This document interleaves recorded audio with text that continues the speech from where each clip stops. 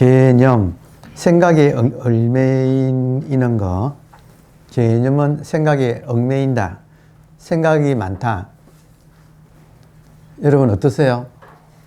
생각이 많다. 실감 나나요? 예, 이거를 흔히 이제 잡념이라 그래요. 잡념. 또 도거라는 말도 써요. 도는 흔들릴 도자에 일어날 것자, 도거. 그러니까 개념, 잡념, 도거 이런 것은 궤, 어긋난다, 진실에 어긋난다. 그리고 혼침, 항상 짝을 이루는 게 혼침이에요. 잡념하고 혼침. 앉아있어 보면 여러분께서 딱 좌선을 할 때 앉아있어 보면 두 가지가 방해하지요. 예, 58페이지입니다. 58페이지. 예. 자, 좌선할 때 앉아있어 보면 두 가지가 들어와요. 두 가지가 방해해요. 하나는 잡념. 잡념을 지금 여기서는 개념이라고, 예, 생각에 얽매인다고 이렇게 불렀고, 그리고 혼침은 조는 거. 조는 동안에는 까맣게 지워져 버리죠. 깨어나 있지만 이렇게 졸면 이제 우리들의 자선을 그 두 가지가 방해해요. 그래서 혼침은 불호, 좋지 못하다. 그 옆에 같이 연결되기 때문에 같이 연결해 보면 불호는 방금 혼침을 좋지 못하다 이렇게 말했죠. 불호는 혼침이고, 노신, 그러니까 피곤할 노자에 신은 신경이 피곤한 거. 그러니까 불호와 노신, 신경이 힘든 거. 이것은 하용소친. 이것은 어찌 멀고 가까움을 허용하겠는가. 그러니까 가깝다 멀다 할 것 없이 두 개가 우리 공부를 방해하는 입장이에요. 그러면 우리 공부라고 하는 것은 특히 보조국사가 수심결에서 우리들의 본성, 지금 현재 깨어있는 이 순수의식, 이걸 불렀을 때 공적영지라고 불렀거든요. 공적하다, 텅 비고 고요하다. 텅 비고 고요하다. 무엇이? 생각이. 그러니까 우리들의 본성은 생각이 공적하고, 그리고 영지는 텅 비어 있지만 아무것도 없는 것이 아니라 신령스럽게 안다. 이때 안다는 것은 절대지예요. 안다는 것도 두 가지가 있어요. 상대적으로 아는 거하고 절대적으로 아는 거하고의 안다는 말에도 두 가지의 알미 있어요. 지금 겨울이고 이런 것은 상대지예요. 근데 아는 것 중에는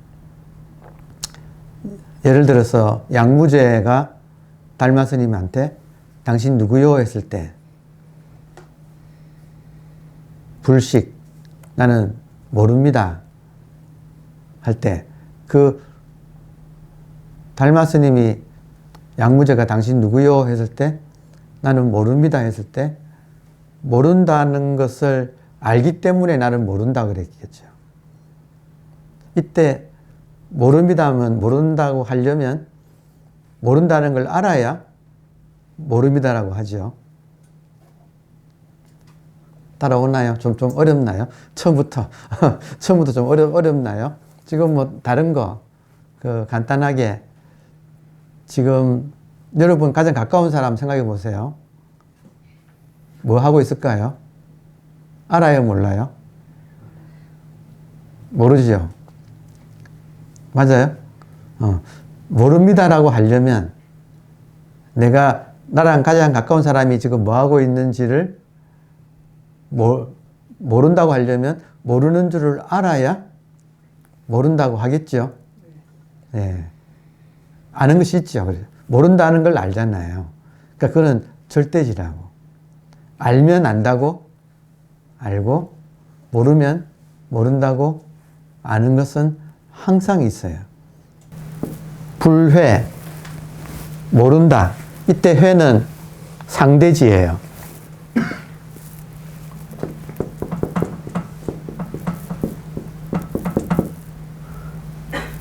이때 지는 절대지.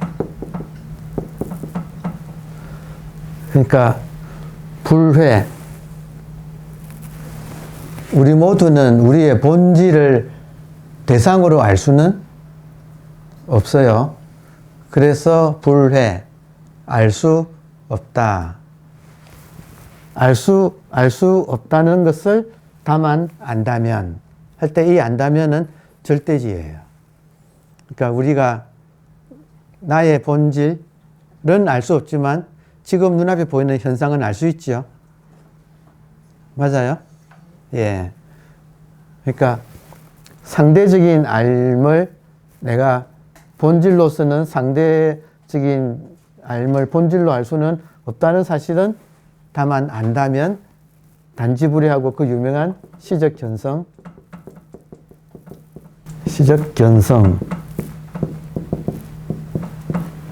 이것이 곧 견성이다. 아주 유명한 말이죠. 이것도 수심결에 나오는 보조국사의 말이죠. 자,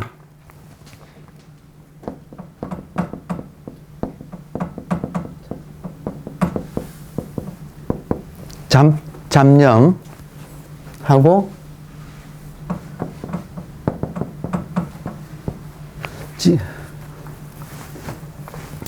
혼침 잡념에서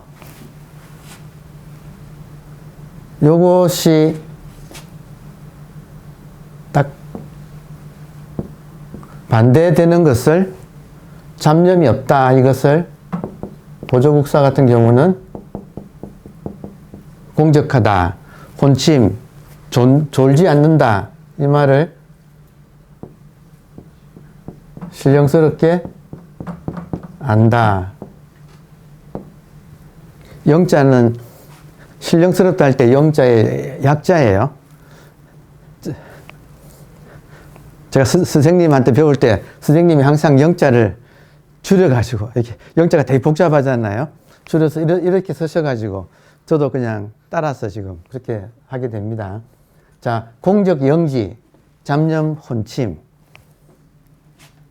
인간이 본래는 공적 영지한데 지금 어느새 잡념, 혼침 상태로 살아가는 게 보통 사람들의 상태다. 이 말은 이해하시나요?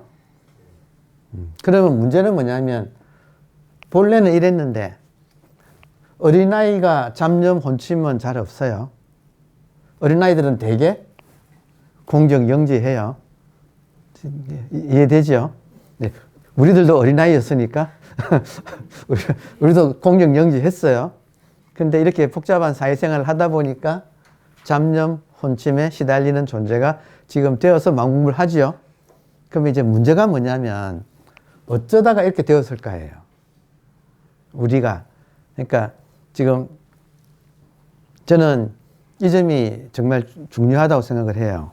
다행스럽게도 먼저 깨달은 분들이 그러니까 이런 책에 이 책에 지금 그 이야기를 반복해서 계속 하고 있다. 그러니까 이거는 지금 정상이에요. 우리 마음병의 정상은 딱 이거예요. 잡념과 잘 조는 거, 잘 멍 때리는 거.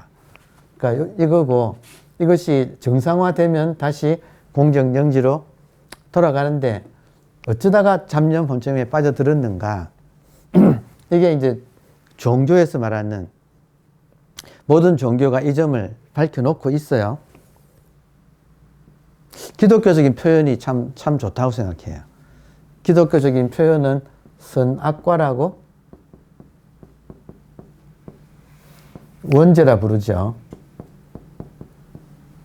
그러니까 워낙 우리한테는 좀 깊어서 뿌리가 깊어서 원죄라고 부르는데 선악과를 먹어서 공정영지, 그러니까 여기가 에덴 동산이에요. 불교로 치면 극락정토. 그리고 잡념 혼침은 이제 이 고해와 극락정토의 내용이 우리의 정신 상태가 어떠냐에 따라서 지옥과 천당이 결정된다고 할 수 있어요. 지옥이 어떤 장소가 아니고 나의 정신 상태. 이해되나요? 자, 그러면 기독교에서는 선악과라 그러고 불교에서는 탐진치 삼독이라고 불러요. 세 가지 독.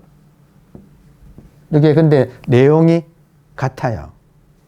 이게 내용이 같은데 이것을 일반적으로 선에서는 분별심이라고 불러요.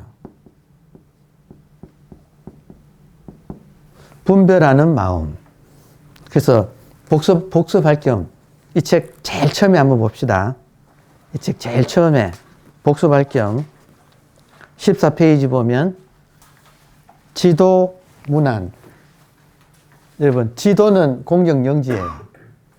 지극한 도. 그러니까 지극한 도가 뭐냐? 나의 지금 상태가, 나의 정신 상태가 공적 영지. 그러니까 이게 지도예요. 지도는 어렵지 않다. 뭐라고 하면 유혐, 다만 끓이면 된다. 간택. 간택을 끓이면 된다. 간택이 지금 분별, 간택 이렇게 말하죠. 분별심 혹은 간택심 혹은 이거를 또 다른 말로는 구하는 마음이라고 구심. 근데 굉장히 우리가 너무나 치열하게 구하기 때문에 치구심이라고 치달려 구하는 마음. 분별심, 탐진치, 선악과. 탐진치는 탐하고 미워하는 어리석음. 욕심내고 미워하는 어리석음. 무엇을 욕심내는가? 선을 욕심내고. 무엇을 지나는가? 악을 미워하는.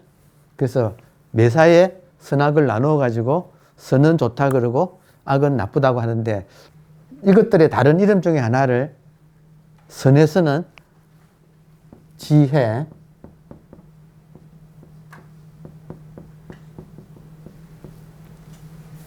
알고 이해한다. 지혜라고 하고 아르말이라고 번역을 해요.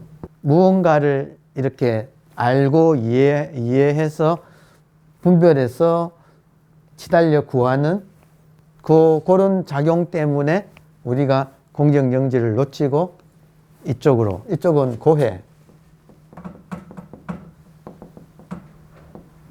고해의 내용이고 여기는 뭐 천당이라고 합시다. 천당. 그러니까 여기에 지금 인간의 정신 상태가 어느 쪽이냐에 따라서 그 사람이 행복한가 불행한가가 다 결정이 납니다. 근데 하여튼 병을 알아야 될 거 아니에요. 그 병을 선악과라고도 부르고 탐진치라고도 부르고 분별심, 치구심, 아르마리 또 하나 또 다른 이름 하나가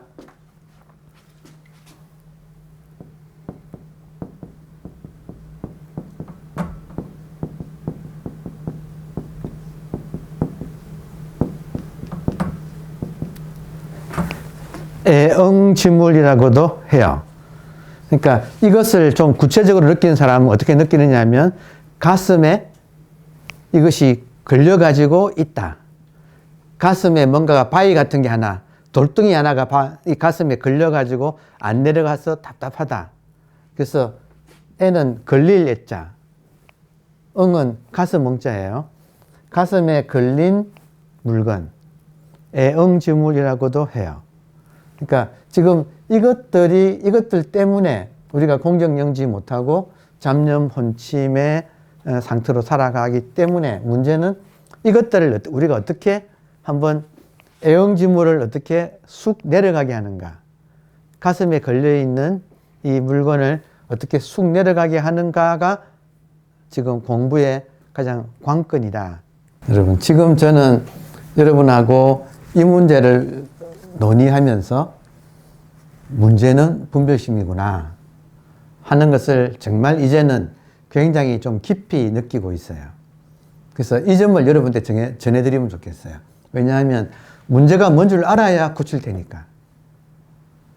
자, 그러면 이 분별심이라고 하는, 분별심은 뭐냐면 보자마자 분별한다. 이 말은 분별은 보자마자 나눈 다음에는 뭘로 나누느냐? 좋다, 나쁘다로 나눈다는 거예요. 선악으로 나눈다. 보자마자. 그리고 간택한다. 취하고 버리고, 사랑하고 미워하고, 취하고 버리고 하는 이 갈등, 그리고 고통. 그러니까 요것에 계속되는 반복. 그러니까 지금 요게 지금 우리한테는 거의 자동화되어 있다. 이 말 이해되세요? 여러분, 자, 그냥 질문. 우리의 분별심이 되게 이제 비유를 할 때 쥐라고 비유해요. 쥐. 여우라고도 많이 비유하지만 쥐라고 비유할 때도 있어요. 그러면 이 쥐를 어떤 덫을 가지고 쥐를 잡느냐 이런 식으로 표현을 많이 해요. 그러니까 우리의 분별심을 잡는 그 덫, 다른 말로 하면 쥐약. 쥐한테는 쥐약이지요. 그런 말 우리가 쓰잖아요. 그러니까 공부가 조금 더 효율적으로 공부를 해서 이 공부를 이번 생에 빨리 끝마치고 좀 여생은 좀 편안하게 공정영지로 살아야 될 거 아니에요. 그죠? 그러려면 우리의 분별심의 어디에 취약한가 하는 그게 정말 중요하다. 이 말도 이해되세요? 그러니까 이런저런 수행법, 이런저런 마음공부법이 많은데 그럼에도 불구하고 실제로는 효율적으로 마음공부하기가 쉽지 않다는 걸 제가 경험적으로 느껴요. 그럼 예쁜들도 이런 고민을 했을 것 같아. 그러면 요 분별심이 이 쥐한테 쥐약이 뭘까? 분별심이 가장 약한 급소가 뭘까? 이런 생각을 하게 되는 거예요. 왜냐하면 이 문제가 극복하기가 어렵기 때문에.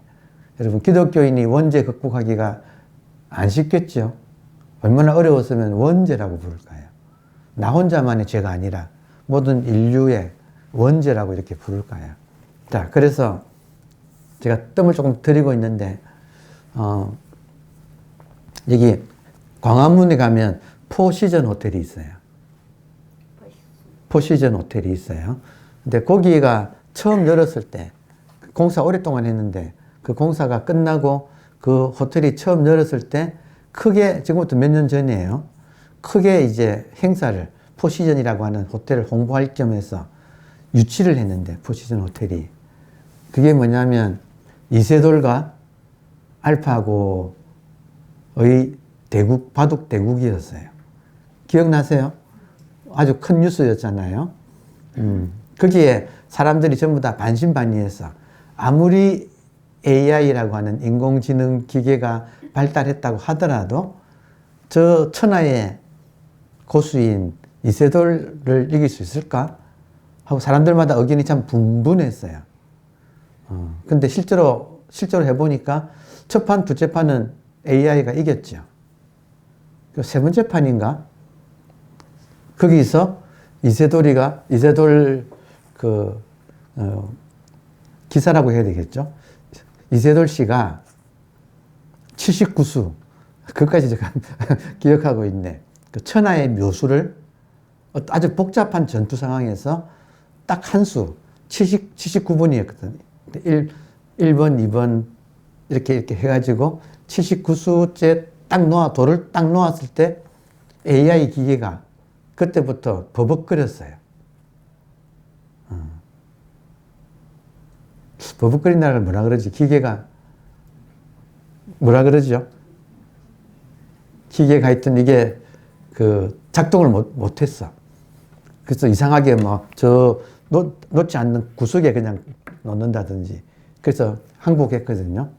그게 역사상으로 기록적으로 지금은 인간은 못 이겨요. 더 발전했어, AI가. 그때가 인간이 AI를 이긴 마지막 기록이에요. 그러니까 앞으로 영원히 못 이겨요. 그런데 무슨 말씀 드리느냐면 그 79수라고 하는 그 액통수, 액통수. 그 묘수를 발견해가지고 딱 놓았는데, AI가 지금 요 분별심이에요. AI가 쥐약. 근데 그 묘수가 쥐약이었어요. 그 한수를 딱 놓으니까, 그다음부터는 기계가 막 버벅 그래가지고, 그다음부터 항복한 거예요. 그러면, 분별심을 기계화시킨 게 지금 AI예요. 이 분별심을 딱 한 수로 제압할 수 있는 그 묘수를 그때 이세돌이 정말 기적적으로 찾아냈고, 그게 마지막인 인간이 이기는 마지막이었고, 근데 선사들도, 그러니까 이 마음 공부하시는 선배님들이 어떻게 하면 이 막강한 원죄라고 하고 또 삼독이라고 하고 하는 이 막강한 인간의 발달된 호모 사피엔스가 사피엔스로서 발달되면 분별심 쪽으로 갈 수밖에 없거든요. 그러니까 이 호모 사피엔스의 분별심이 꼼짝 못하게 만드는 그 약점을 찾아내서 묘수를 두면 되잖아요. 그럼 이 병을 지금 치유할 수 있을 거 아니에요. 그걸 찾아냈다 이거지. 이 한수를 찾아냈다. 언제? 12세기 남송 시대에 중국에서 12세기 남송, 송이 북송이 있고 남송이 있거든요. 그 남송 시대에 이걸 찾아냈다. 그러니까 지금 이 분별심을 제압하는 이 묘수의 이름이 화두예요. 그 화두는 뭐냐면 분별심이라는 쥐를 잡는 아주 쥐약이에요. 그러니까 화두를 이런 화두의 이 기능을 잘 이해를 하고 그 원리에 맞춰서 화두를 딱 화두 정진을, 화두 참고를 하면 정말 가장 짧은 시간 안에 이 분별심을 애응지물을 우리 가슴에 걸려있는 뭔가가 석연치 않은 이 기운이 있지요. 여러분, 있어요, 없어요? 그러니까 여기 오셨다고. 근데 이것이 우리만 그런 게 아니고 거의 그냥 모든 인간이 다 그렇다는 거예요. 이 가슴에 이 걸려있다고요, 분별심이. 선악과가. 언젠가 먹은 선악과가 소화가 안 되고 가슴에 걸려가지고 살아가고 있다고요. 그래서 고해가 지금 펼쳐지고 있는 거예요. 그러니까 이 문제를 치유하는 근본적인 방법은 화두라는 거예요. 왜냐하면 화두는 분별하지 못하게 돼 있어요. 화두는 그 기능이 분별을 못하게 하는 기능을 가지고 있어요. 그러면 가장 간단한 화두, 우리가 뭐 그냥 잘 아는 마조 스님이 어느 스님이 먼 곳에서부터 마조 스님을 찾아와서 불법 적적대의가 무엇입니까? 그러니까 진리가, 다시 말하면 인간은 어떻게 하면 공정영지가 될 수 있습니까? 하고 질문을 한 거예요. 그때 마조 스님이 동그라미를 탁 그리면서 땅에다가 동그라미를 그리면서 들어가도 맞고 안 들어가도 맞는다. 어떡할래? 이 질문을 했다 이거예요. 그럼 이런 질문을 당하면, 자, 화두는 이런 식의 에피소드가 1700가지가 있어서 이것을 공안이라고, 공문서의 서류, 공적인 공신력을 가지고 있는 아는 서류 안자거든요. 공문서의 서류. 자, 그게 공안인데 1700가지가 있는데, 다시 말하면 1700가지 에피소드가 있다 이거예요. 근데 이 중에서 하나를 정해서 그 상황에 내가 들어가 보는 거예요.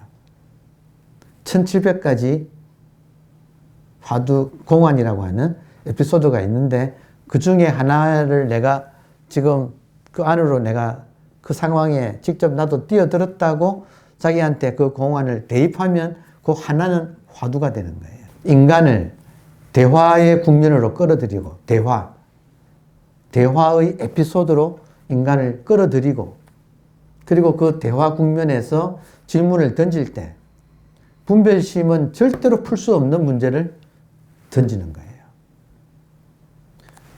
분별심은 절대 풀 수 없는 그 질문을 던져요.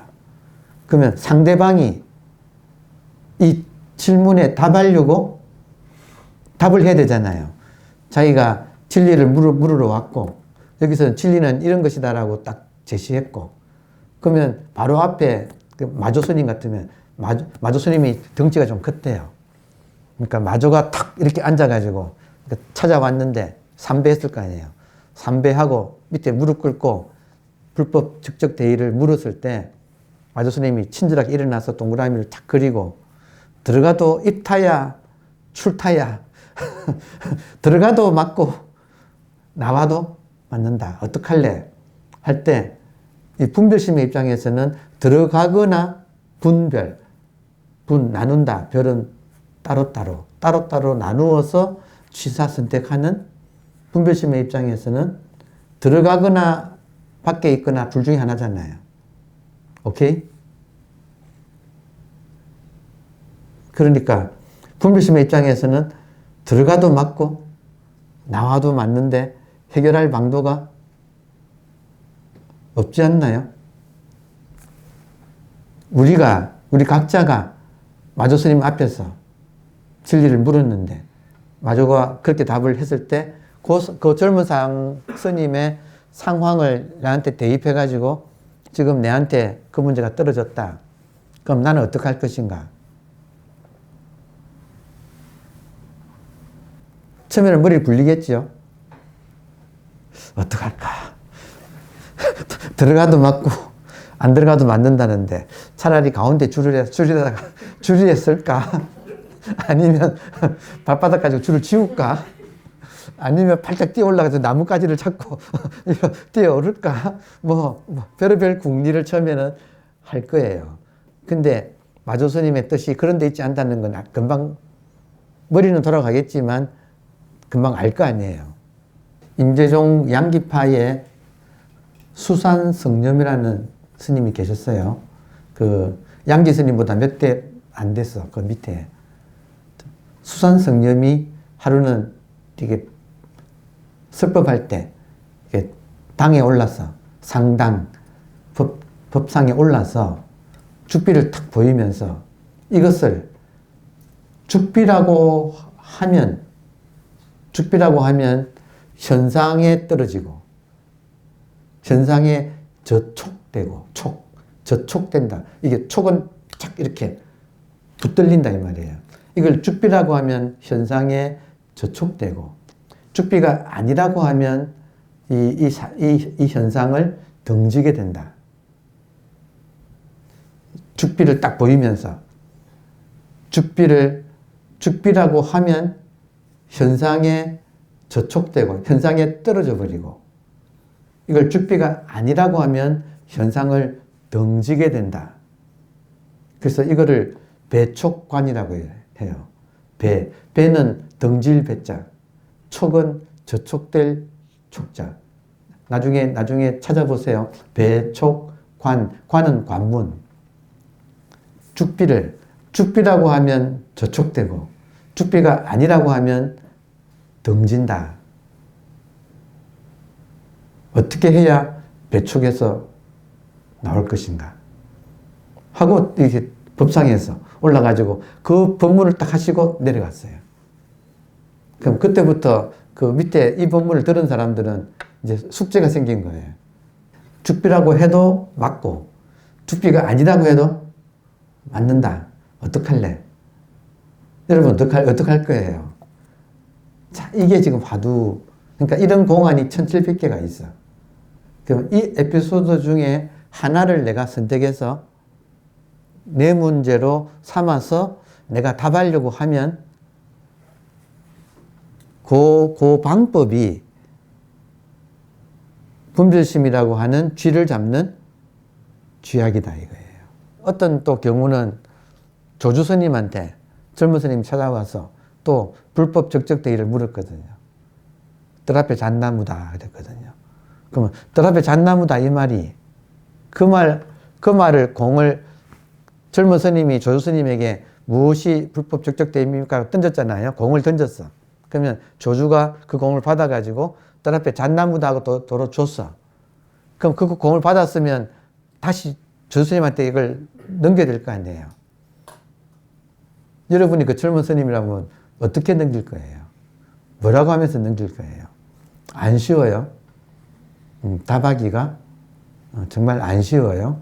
근데 1700 공안 중에 하나만 딱 잡아가지고 그 하나에 대해서 내가 이렇게 답하려고 그 상황에 내가 뛰어들었어. 그리고 그 젊은 스님, 그 질문한 스님의 입장이 되어가지고 그 이런 공안을 던진 그 조사 스님들한테 내가 답하려고 하는 그 나의 그 감정이입된 그 상태, 그 상태가 되면 두 가지 현상이 일어납니다. 첫 번째는 분별심의 입장에서는 이게 도저히 어떻게 손을 댈 수가 없어요. 이 질문에 대해서는. 어떻게 분별심 입장에서는 답을 할 수가 없어요.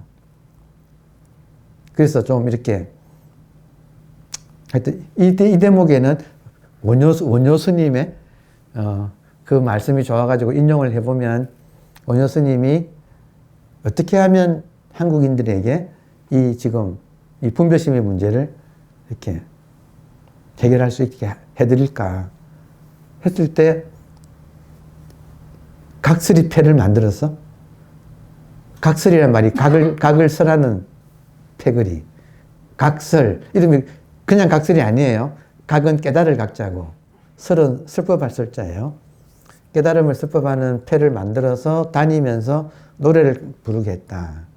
그 노래의 후렴구가 얼씨구, 절씨구, 지화자, 조을씨구에서 핵심은 지화자. 변화할 줄 아는 자. 지화자.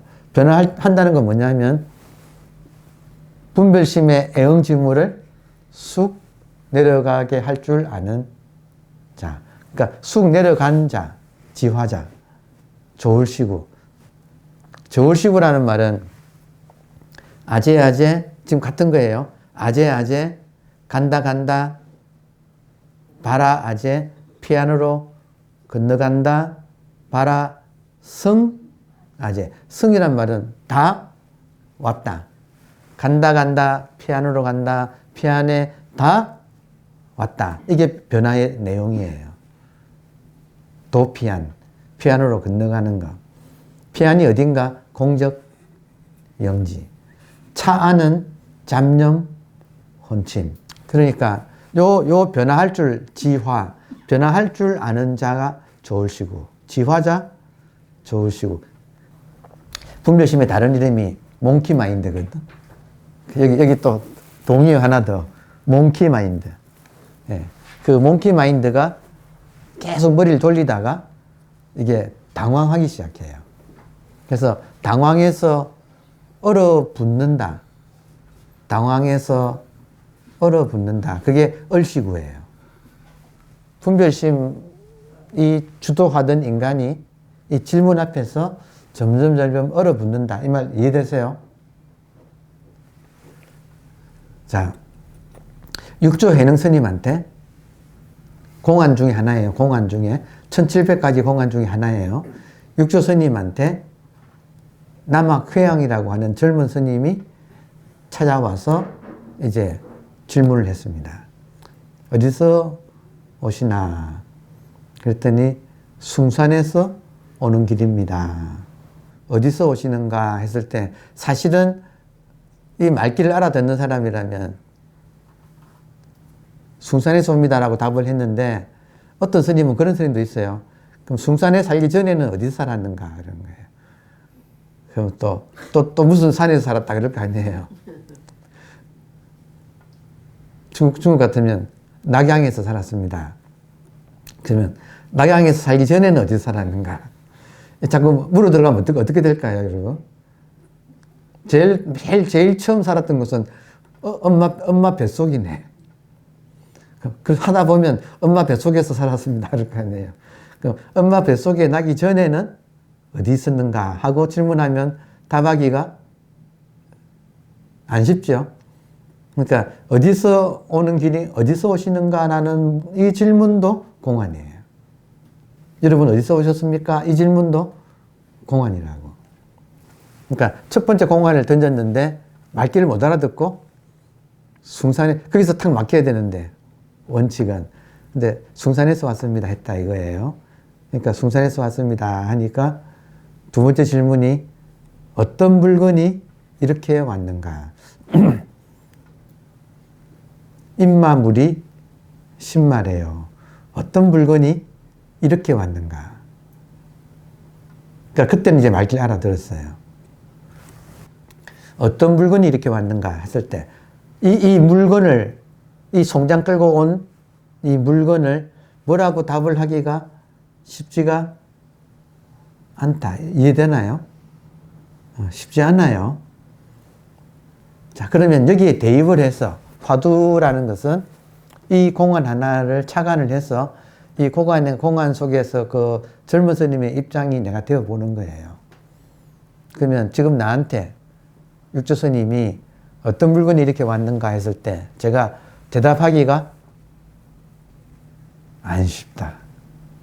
그러니까 요 상태가, 그러니까 육조 예능 스님은 그 남학회양의 복잡한 상황을 보고 한 수를 그 문제의 지식 구수를 어떤 물건이 이렇게 왔는가 하고 탁 뒀다. 그럼 AI가 버그가 난다 그러네. 그런 말 쓰지요. 버그가 그 벌레인가요? 버그가 벌레라는 말인데 이 AI 속에 버그가 지금 벌레가 이렇게 나가지고 작동이 지금 끼익거리고 멈춘다 이거예요. 그러니까 요 한마디 질문이 한 인간의 이 사피엔스라고 하는 이 인공지능의 지금 작동을 이 한마디 질문이 멈추게 한다. 멈추어 들어간다. 근데 그 상황에 내가 딱 들어가면 분별심이 작동이 끼익 버그가 나가지고 끼익 쓴다 이거예요. 그래서 그 8년 만에 다시 와가지고 설사 일물적 부중. 설사 어떤 물건이 이렇게 왔는가 했잖아요. 설사 한 물건이라고 해도 맞지 않습니다. 그러면 이제 확인사살 들어가는 거예요. 이 물건을 닦아서 깨달을 것이 있더냐? 닦아서 깨달을 것이 있더냐? 지금 공정영지를 한 물건이라고 해도 맞지 않습니다. 이렇게 하니까 그럼 공정영지가 닦아서 깨달을 만한 것이더냐? 수정의 대상이더냐? 하고 질문하니까 이 개체의 현상으로서 개체의 입장에서는 닦아서 깨닫는 것이 없다고 할 수는 없으나 알고 보면 처음부터 물들지 않는 것입니다. 그러니까 닦고 깨닫고 할 그건 처음부터 그 대상이 아니었던 것입니다라고 이게 정답이거든요. 공정영지는 우리가 닦아서 깨닫는 대상이 아니고 처음부터 그랬는데 분별심만 사라지면 끝인 거를 이제 그 말인 거예요. 그러니까 이 친구가 끙끙 앓다가 분별심이 한번 쑥 빠진 거예요.